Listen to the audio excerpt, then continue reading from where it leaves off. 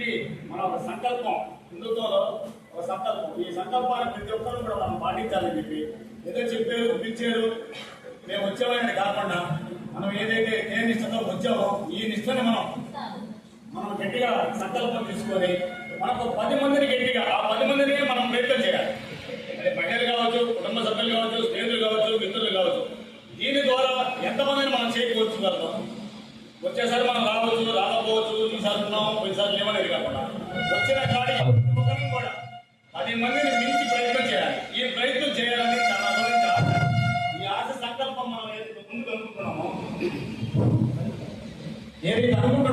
దాని ముందుకు మనంగా అడుగులేద్దామనే ఆలోచన ఎక్కువగా ఉంటుందని ఆలోచన. ఎందుకంటే ఆ రోజు నాడు ఒకరు ఇద్దరమే, ఈ రోజు నాడు వేలాది మందిన ఇది లక్షలాది మంది సమాజంలో మనం సమకూర్చుకోవాలంటే హిందూ బంధువులవి సమైక్యంగా పోరాడడం.